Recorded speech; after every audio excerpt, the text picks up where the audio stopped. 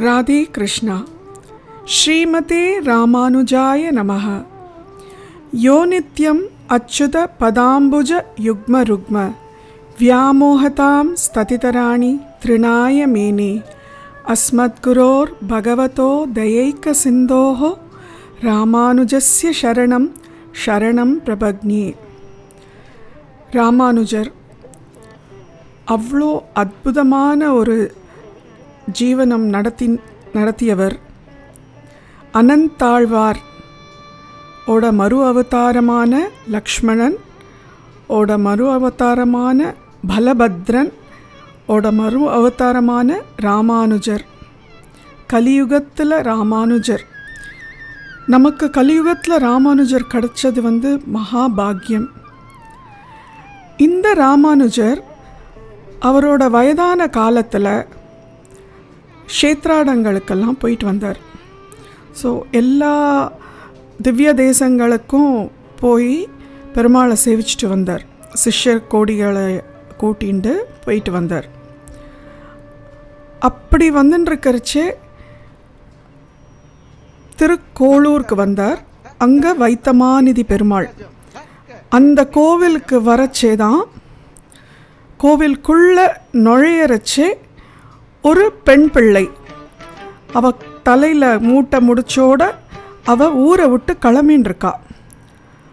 அவ ராமானுஜரை பார்த்த உடனே அவரோட தேஜஸில் மயங்கி அப்படியே சாஷ்டாங்கமாக கீழே நமஸ்காரம் பண்ண உடனே ராமானுஜர் அவளை கீழேந்து மேலே பார்த்துட்டு இந்த பெண் பிள்ளை இந்த ஊரை விட்டு போகிறான்றதை தெரிஞ்சுண்டு, எல்லாருக்கும் இந்த ஊர் புகும் ஊர், உனக்கு புறப்படும் ஊர் ஆயிற்றோ அப்படின்னு ஒரு வார்த்தை கேட்டுட்டார் அந்த பெண் பிள்ளைய. உடனே அந்த பெண் பிள்ளைக்கு கண்ணில் தாரந்தாரமாக தண்ணி, அப்படியே சீக்ஸ்லலாம் தண்ணி வழியிறது. யாருமே கேட்கல. இந்த ஊரோட கோவிலில் இருக்கிற வைத்தமாநிதி பெருமாள் கேட்கல. இந்த மாதிரி நீயே இந்த ஊரை விட்டு போகிறேன்னு கனவுல வந்தும் கேட்கல. ஊரில் இருக்கிற குமுதவல்லி தாயார், கோளூர் வள்ளி தாயார் என்னை கேட்கல. இந்த ஊர் மக்களில் யாருமே என்னை கேட்கல. என்னோட பந்துக்கள் யாருமே கேட்கல. ஆனால் இந்த ஆச்சாரியர் இப்போ தான் நான் முதல் தடவையாக பார்க்குறேன். இந்த ஆச்சாரியர் என்னை பார்த்து இந்த மாதிரி ஒரு கேள்வியை கேட்டுட்டாரே அப்படின்னு அந்த பெண் பிள்ளைக்கு ஒரே ஆனந்த பாஷ்பம், கண்ணில் தண்ணி வழியிறது. இந்த மாதிரி ஒரு கேள்வி கேட்டதுக்கு, அவ்வளோ அக்கறையோடு கேட்டதுக்கு. உடனே அந்த பெண் பிள்ளை இந்த ஒரு கேள்விக்கு 81 வாக்கியங்களில் பதில் அளிக்கிறாள். என்னன்னா, she compares herself with the others in terms of bhakti. தன்னை பக்தியுடன் கம்பேர் பண்ணி ஒவ்வொருத்தரோடைய கதையும் குறிப்பிட்டு, அவளோட பக்தி இவளுக்கு நிகராக இல்லை, இவளோட பக்தி அவளுக்கு நிகராக இல்லை அப்படிங்கிற ஒரு வாக்கியத்தை அப்படிங்கிற ஒரு எண்ணத்தை அவ ராமானுஜரிடம் சொல்கிறா. இந்த மாதிரி ஒவ்வொரு கதையும் 81 வாக்கியங்களாக அவ சொல்கிறா. அந்த 81 வாக்கியங்களை தான் நம்ம பெண் பிள்ளை ரகசியம் என்று சொல்கிறோம். அது மட்டும் இல்லாத இந்த திருக்கோளூருக்கான ஒரு தனி மகிமையே இருக்குது. மதுரை கவி ஆழ்வார் என்ற ஒரு ஆழ்வாரோட பிறந்த ஊர் திருக்கோளூர். ஸோ அந்த மாதிரியான விசேஷ ஸ்தலம் தான் திருக்கோளூர். ப்ளஸ் இந்த திருக்கோளூரோட மெயின் ஸ்டோரி என்னென்னா, ஒரு சமயத்தில் குபேரர் கைலாயத்துக்கு சிவபெருமாளை பார்க்கறதுக்காக போகிறார். அங்கே பார்வதி தேவியை காம கண்ணோட்டத்துடன் பார்க்குறார். பார்வதி இதை கண்டுண்டு உடனே குபேரரை தண்டிச்சுடுறா, சபிச்சுடுறா. எப்படின்னா, உன்னோட ஒரு கண் போகட்டும், நீ உனக்கு இருக்கிற தனத்தினால தானே இந்த மாதிரி காம கண்ணோட்டத்தோடு பார்த்த, உன்னோட தனமெல்லாம் உங்ககிட்டேருந்து விலகட்டும் அப்படின்னு சபிச்சுடுறா. அப்போ குபேரர் உடனே அவர் பண்ண தப்பை உணர்ந்து உடனே மன்னிப்பு கேட்டு என்னை மன்னிச்சிருங்கோ, நான் தப்பு பண்ணிட்டேன்னு சொன்ன உடனே பார்வதி தேவி சொல்கிறா, உன்னோட கண்ணு போனது தான், அது திரும்பியும் வராது. ஆனால் உன்னோட தனம் நீ வைத்தமாநிதி பெருமாள்கிட்டேருந்து நீ பெற்றுக்கலாம் திரும்பியும் அப்படின்னு. வைத்தமாநிதி பெருமாளா அது யாருன்னு ஒன்று, தாமிரபரணி ஆற்றுக்கு போ, அங்கே வைத்தமாநிதி பெருமாள் கோவில் இருக்குது, நீ அங்கே அந்த பெருமாள் இடம் நீ போய் கேளு அப்படின்னு சொல்லி அமுச்சுடுறா. குபேரரும் வரார். அவர் தேடின்னு வரார், இந்த கோவில் எங்கே இருக்குது அப்படின்னு தேடின்னு வந்தால் மரமெல்லாம் அங்கே இருக்கிற மரம் செடி கொடி எல்லாம் இப்படி கை காட்டுறது, இப்படி போ அப்படின்னு. அந்த கை காட்டுறதுக்கு பேர் கோல் சொல்கிறதுன்னு சொல்லுவாள். ஸோ வழி காட்டுறதுக்கு பேர் கோல் சொல்கிறதுன்னு சொல்லுவாள். ஸோ அந்த மாதிரி கோல் சொல்லி இவர் அந்த இடத்துக்கு வந்ததுனால கோளூர் அப்படின்னு அந்த பேர். ஸோ இவர் தாமிரபரணி ஆறுக்கு வைத்தமாநிதி பெருமாள் கோவிலுக்கு வரார். நிஷ்டானுச்சாரம் எவ்ரிடே பண்ணி பெருமாளை தினம் பார்க்குறார். பெருமாள் கண்டுக்கிறதே இல்லை. அப்புறம் கொஞ்ச நாள் கழித்து பெருமாள் என்ன அப்படின்னு கேட்குறார். உடனே அவர் சொல்கிறார், என்னோட நிதியெல்லாம் இங்கே வந்துடுத்தோ, நான் பண்ண தப்புனால நான் அதை திரும்பியும் கேட்க வந்திருக்கேன் அப்படின்னு சொல்கிறார். அப்படியா அப்படின்னு சொல்லி பெருமாள் சிரிக்கிறார். சிரிச்சுட்டு ஆட்களை சொல்லி ஒரு பெரிய மரக்கால் எடுத்துன்னு வர சொல்கிறார். எடுத்துன்னு அப்படியே அந்த மரக்காலில் நிதியெல்லாம் அப்படியே குவிக்கிறார். கோபுரமாக குவிக்கிறச்சே அந்த மரக்கால்லேருந்து மேலேருந்தெல்லாம் கீழே விழுது. ஸோ குபேரர் பார்க்குறார், ஆஹா பிரமாதமாக குவிக்கிறார், அவ்வளோ நிதியும் நமக்கு தான் அப்படின்னு. பெருமாள் பார்த்து சிரிக்கிறார். சிரிச்சுட்டு, இதோ கீழே விழுந்த அந்த பொற்காசுகளை பொறுக்கிண்டு நீ போ அப்படின்றார். அதுவே குபேரருக்கு ரொம்ப எதேஷ்டம். அதெல்லாம் பொறுக்கிண்டு அந்த பொற்காசில் தான் திருவேங்கடமுடையான், திருப்பதி பெருமாள் திருவேங்கடமுடையானோட கல்யாணத்துக்கான கடனே கொடுத்தாராம் குபேரர். அப்பேற்பட்ட வைத்தமாநிதி பெருமாள் கோவில்லேருந்து தான் இந்த பெண் பிள்ளை கிளம்புறா.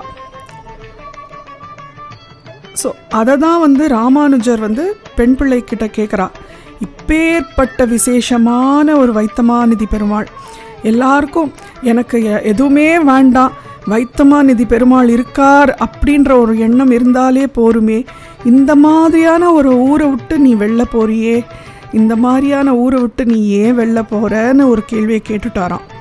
அதுக்கு தான் இந்த பெண் பிள்ளை 81 வாக்கியங்களில் பதில் சொல்கிறா. ஸோ அதுதான் இந்த பெண் பிள்ளை ரகசியம்.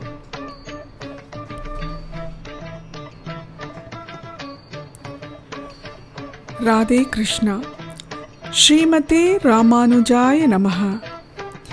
யோ நித்யம் அச்சுத பதாம்புஜ யுக்ம ருக்ம வியாமோகதாம் ஸ்ததிதராணி த்ரிணாய மேனே அஸ்மத்குரோர் பகவதோ தயேக சிந்தோஹோ ராமானுஜஸ்ய சரணம் சரணம் பிரபக்ஞே. பெண் பிள்ளை ரகசியம். இன்னைக்கு முதலாவது ஸ்டேட்மெண்ட். பெண் பிள்ளை 81 ஸ்டேட்மெண்ட்ஸ் மொத்தமாக ராமானுஜர்கிட்ட சொல்கிறா. ராமானுஜர் கேட்ட கேள்வி, ஒரே ஒரு கேள்விக்கு பெண் பிள்ளை அந்த கேள்விக்கான பதிலாக 81 ஸ்டேட்மெண்ட்ஸ் கொடுக்குறா. அந்த 81 ஸ்டேட்மெண்ட்ஸும் ஒரு பியூட்டிஃபுல்லான comparison with various people, either in கிருஷ்ணாவதாரம் இல்லை ராமாவதாரம் இல்லை வேதங்கள்லேருந்து இல்லை ஆழ்வாரை பற்றின ஒரு சம்பந்தம் அப்படின்னு ஒரு சம்பந்தம். பட் அந்த கம்பேரிசன் தன்னை பக்தியால் கம்பேர் பண்ணிக்கிறா. அவள் அளவுக்கு எனக்கு அந்த பக்தி இல்லையே, அதனால் நான் இந்த ஊரை விட்டு போகிறேன் அப்படின்னு கம்பேரிசனோட அவள் பேசுகிறா. ஸோ அந்த ஃபஸ்ட்டு ஸ்டேட்மெண்ட், அழைத்து வருகிறேன் என்றேனோ அக்ரூரரை போலே, ரொம்ப பியூட்டிஃபுல்லான ஒரு ஸ்டேட்மெண்ட் இது. அக்ரூரர் கம்சனோட சித்தப்பா, கம்சனோடையே அங்கே தான் இருக்கா. ஆனால் அக்ரூரர் பரம கிருஷ்ண பக்தர். கிருஷ்ணர் பிறந்தத்துலேருந்தே நான் கிருஷ்ணரை பார்க்கணும், கிருஷ்ணரை ஆலிங்கனம் பண்ணிக்கணும், கிருஷ்ணரோட பேசணும், கிருஷ்ணரை கொஞ்சணும் அப்படின்ற ஒரு மைண்ட் செட்டோடையே வாழ்ந்துட்டுருக்கிறவர். 11 வருஷம் ஆயிடுத்து, கிருஷ்ணரை இன்னும் அவர் பார்க்கல. ஆனால் அந்த கிருஷ்ண பக்தியிலேயே அவர் இருக்கார். நாள்தோறும் இன்றைக்கி கிருஷ்ணரை பார்ப்பேனா, இன்றைக்கி கிருஷ்ணரை நான் பார்ப்பேனா, இன்றைக்கி கிருஷ்ணரோட நான் பேசுவேனா, இன்றைக்கி கிருஷ்ணரோட நான் கொஞ்சுவேனா, இன்றைக்கி கிருஷ்ணரை நான் ஆலிங்கனம் பண்ணிப்பேனா அப்படின்ற தியானத்திலேயே இருந்துட்டுருக்கார். இந்த விஷயம் ஆனால் கம்சனுக்கு தெரியாது. இதுதான் நம்ம சொல்கிறோம் இல்லையா, நம்ம சுற்றுப்பட்ட பீப்புள் எப்படி இருக்காளோ அந்த மென்டாலிட்டிலேயே நம்ம இருக்கணும்னு அவசியம் இல்லை. நம்மளோட நல் வழியில் நம்ம போகிறது நம்மளோட சாய்ஸ். அது லைக் எப்படி தாமரை பூ ஒரு மார்ஷி சாயில் இருக்கிற மார்ஷி வாட்டரில் ஒரு சொட்டு கூட மார்ஷ் தன் மேலே படாமல் அந்த தாமரைப்பூ அழகாக மலர்றது இல்லையா, அந்த மாதிரி தான் கம்சனோட இடத்துல இருக்கிறவ அத்தனை பேரும் கிருஷ்ணரை கொல்லணுன்ற எண்ணத்தோட ஒரு க்ரூர புத்தியோட அசுரர்களாக வாழ்ந்துட்டுருக்கா. அந்த அசுரர்களுக்கு நடுவில் அக்ரூரர் கிருஷ்ண பக்தியில் வாழ்ந்துட்டுருக்கார், தாமரை போல. அந்த மாதிரி தான் நம்மளோட வாழ்க்கையிலையும் நம்ம தாமரை போல இருக்கணும் அப்படிங்கிறது சுவாமி நிறைய தடவை சொல்லியிருக்கா. ஸோ இந்த கதையில் என்னன்னா, அக்ரூரர் இந்த மாதிரி எண்ணத்தில் இருந்துட்டுருக்கார். இது அவருக்கு தெரியும் கிருஷ்ணருக்கு எந்த சமயத்தில் அவருக்கு கிருஷ்ணரோட தரிசனம் கிடைக்கணுன்றது கிருஷ்ணருக்கு தெரியும். அதை கிருஷ்ணரே நடத்தி கொடுப்பார் அப்படின்ற அந்த பாசிட்டிவான ஒரு தாட்டும் அவர் மனசில் இருந்தது. இப்படி இருக்கிறச்சே ஒரு நாள் கம்சர் அக்ரூரர்கிட்ட வரார். நான் எல்லா விதமான ட்ரையும் பண்ணியாச்சு, இப்போ நான் தோற்று போயிட்டேன், கிருஷ்ணரை நான் அக்செப்ட் பண்ணிக்கிறதா நான் டிசைட் பண்ணிட்டேன், அதனால் நீ கிருஷ்ணரை போய் நீ ஐஷன் வா அப்படின்னு சொல்கிறார்.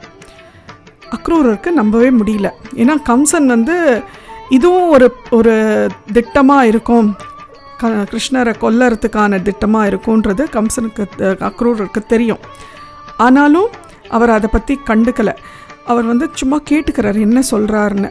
ஸோ கம்சன் சொல்கிறார், நாளைக்கு நான் உனக்கு ஒரு ரதம் அனுப்புகிறேன், நீ ரதத்தில் உனக்கு கிருஷ்ணருக்கு வேண்டிய எல்லா விதமான பழங்கள், இது பழம், புஷ்பம், மாலை, அப்புறம் நகைகள் எல்லாம் நான் கொடுத்து அனுப்புகிறேன். நீ அந்த ரதத்தை எடுத்துட்டு நீ போய் மதுராவுக்கு போய் கிருஷ்ணரை நீ கூட்டிண்டு வா அப்படின்னு சொல்கிறார். சொன்ன உடனே அக்ரூரருக்கு சந்தோஷம் தாங்கலை. உடனே அவர் கண்டிப்பாக நான் ஐஷன் வரேன் அப்படின்னு வாக்குறுதி கொடுத்துட்றார் கம்சன்கிட்ட. அது எப்படி, இவர் இருக்கிறது கம்சனோட, போய் கிருஷ்ணர் கூப்பிட்டா வருவாரா இல்லையான்றது தெரியாது. ஆனாலும் வாக்குறுதி அவர் கொடுக்குறார். ஏன்னா கிருஷ்ணர் மேலே இருக்கிற அந்த பக்தினால் அவருக்கு தெரியும் கிருஷ்ணர் என்றைக்கும் இவரை கை விட மாட்டார், இவர் போய் கூப்பிட்ட உடனே கிருஷ்ணர் கண்டிப்பாக வருவார் அப்படின்ற அந்த பக்தினால் அவர் உடனே கம்சன்ட்ட சொல்கிறார், கண்டிப்பாக நான் ஐஷன் வரேன் கிருஷ்ணர் அப்படின்னு சொல்லிடுறார். அன்றைக்கி ராத்திரியெல்லாம் அவருக்கு தூக்கமே வருதில்லை. ஏன்னா கார்த்தால நம்ம போகிறோம், கிருஷ்ணரை பார்க்க போகிறோம், கிருஷ்ணர் நம்மக்கிட்ட என்ன பேச போகிறார், நம்மளை பார்த்து நம்மக்கிட்ட பேசுவாரா, நான் நினச்சா மாதிரி அவர் எனக்கிட்ட என்னை கொஞ்சுவாரா, நான் அவரை கொஞ்ச முடியுமா, என்னை ஆலிங்கனம் பண்ணிப்பாரா, கிருஷ்ணர் என்ன பண்ணுவார், எப்படி இருப்பார் பார்க்குறதுக்கு, எல்லாம் அவர் மனசில் அப்படியே ஓடின்னு இருக்கு. ராத்திரி எல்லாம் தூங்கலை. காலங்காத்தால் ரெடி ஆகிட்டார். அதே மாதிரி கம்சனும் ரதத்தை அமிச்சாச்சு. இவர் ரதத்தில் ஏறி நின்று போகிறார். மதுராவுக்கு போன உடனே மதுரா என்ட்ரன்ஸ் கிட்ட போகிறார். கீழே பார்த்தா குட்டி குட்டியாக சங்கு சக்கரம் கீழே மண்ணில் அந்த இம்ப்ரெஷன்ஸ் இருக்குது. குட்டி குட்டி சங்கு சக்கரம் கால் இம்ப்ரெஷன் இருக்குது. அந்த காலில் சங்கு சக்கரம் இம்ப்ரெஷன்ஸ் இருக்குது. இவர் பார்த்தார், ஓ இங்கே கிருஷ்ணர் ஓடி இருக்கார், இதெல்லாம் கிருஷ்ணரோட கிருஷ்ணரோட காலில் தான் சங்கு சக்கரம் இருக்கும், அந்த காலை வச்சுட்டு அழகாக இவர் ஓடி இருக்கார் இங்கே கிருஷ்ணர் அப்படின்னு அவர் ரதத்துலேருந்து இறங்கி அப்படியே அங்க பிரதட்சணம் பண்ணார் அந்த இடத்துல. ஏன்னா அங்கே இவரோட அந்த கால் மேலே பற்றக்கூடாது, கிருஷ்ணரோட கால் இம்ப்ரெஷன் இருக்கிறதுக்கு மேலே இவரோட உடம்பு பட்டு அங்கே பிரதட்சணமாக போகணுன்ட்டு அங்கே பிரதட்சணம் பண்ணி போகிறார். போயிட்டு பார்த்தா கிருஷ்ணர் அழகாக அங்கே வந்து இவருக்கு தர்ஷனம் கொடுத்து இவர் என்னெல்லாம் மனசில் நினச்சாரோ அதே மாதிரி அவரும் எல்லாம் பண்ணுறார். ஆலிங்கனம் பண்ணிக்கிறார், இவரை கொஞ்சம் விடுறார், இவரோட பேசுகிறார். ஒரே சந்தோஷமாயிடுறது அக்ரூரருக்கு. அக்ரூரர் உடனே கேட்குறார், நீ வரியான்னு உடனே அவர் பலராமனோட சேர்ந்து 2 பேரும் கிளம்பிட்டா அந்த இடத்துலேருந்து. அவருக்கு எந்த விதமான பயமும் இல்லை, அவர் வரமாட்டார் அப்படின்லாம் அவர் கொஞ்சம் கூட அந்த யோஜனையே கிடையாது. ஏன்னா அவருக்கு அப்பேற்பட்ட பக்தி கிருஷ்ணர் மேலே, கண்டிப்பாக வருவார்னு. அங்கே இருக்கிற எல்லாரும் ஆனால் அழுதுண்டு கிருஷ்ணருக்கும் பலராமனுக்கும் விடை பண்ணான். பட் அழகாக கிருஷ்ணரும் பலராமனும் அங்கேருந்து அக்ரூரோட கிளம்பிட்டா. கிளம்பி அவள் 2 பேரும் இதே அவள் ஒரு ரதம், இவர் வந்து இவரோட கம்சனோட ரதத்தில் இவர் ஏறிக்கிறா. பலராமனும் கிருஷ்ணரும் அவளோட ரதத்தில் அவள் ஏறி வந்துட்டுருக்கா. இப்படியே அங்கேருந்து கிளம்பி வர நேரம் சந்தியா காலம் ஆயிடுத்து. சந்தியா வந்தனத்துக்கான ஒரு நேரம் ஆயிடுத்து. அக்ரூரர் உடனே சொல்கிறார், கிருஷ்ணரையும் பலராமரையும் நீங்கள் 2 பேரும் ரதத்திலே இருங்கோ, நான் ஒரு நிமிஷம் போய் என்னோட அனுஷ்டானம், தெய்வ அனுஷ்டானம் எல்லாம் நான் முடிச்சுட்டு வந்துடுறேன், சந்தியாவந்தனம் எல்லாம் பண்ணிட்டு வந்துடுறேன் அப்படின்னு அவர் சொல்கிறார். கிருஷ்ணரும் ஓகே அப்படின்னு சொல்லி அமுச்சு விட்றார். அவர் வந்து நதி கரை இருக்குது, அதில் போயிட்டு உள்ளே போய் முங்கி எழுந்து பண்ணணும். ஸோ அனுஷ்டானம்லாம் பண்ணிவிட்டு நதியில் உள்ள அப்படி மூக்கை மூடிண்டு உள்ளே முழுகரிச்சு அவருக்கு மைண்டில் வந்து யோஜனை வருது. என்ன, நிஜமாகவே 2 பேரும் என் கூட வந்திருக்காளா அப்படின்னு ஒரு செகண்டுக்கு அவருக்கு அந்த டவுட் வருது. டவுட் வந்த அந்த ஒரு செகண்ட் கிருஷ்ணரும் இவர்கிட்ட விளையாட ஆரம்பிச்சிட்டார். என்னென்னா, உள்ள அந்த ஜலத்துக்குள்ளே அப்படியே ஆதிசேஷன் மேலே கிருஷ்ணர் படுத்துண்டு அப்படி ஒரு காட்சியை இவருக்கு கொடுக்குறார். அங்கே இவர் உடனே பார்த்தோன்னே, என்னது இது, கிருஷ்ணர் இங்கே ஆதிசேஷன் மேலே இருக்கார் அப்படின்ட்டு டக்குன்னு மேலே வந்து இப்படி திரும்பி பார்க்குறார். ரதத்தில் கிருஷ்ணரும் பலராமனும் உட்காந்து சிரிச்சுன்னு இருக்கான். திரும்பியும் முங்குறார், திரும்பியும் உள்ள ஆதிசேஷனாக காட்சி அளிக்கிறார். திரும்பியும் மேலே வந்து பார்க்குறார், திரும்பியும் இங்கே வந்து ரதத்தில் கிருஷ்ணரும் பலராமனும் உட்காந்துருக்கா. அவருக்கு அப்போ தான் புரியுறது, ஓ நம்ம தப்பு பண்ணிட்டோம், நம்ம டவுட் பண்ணோம் இல்லையா, அதனால தான் அப்படின்னு சொல்லி புரிஞ்சுக்கிறார்.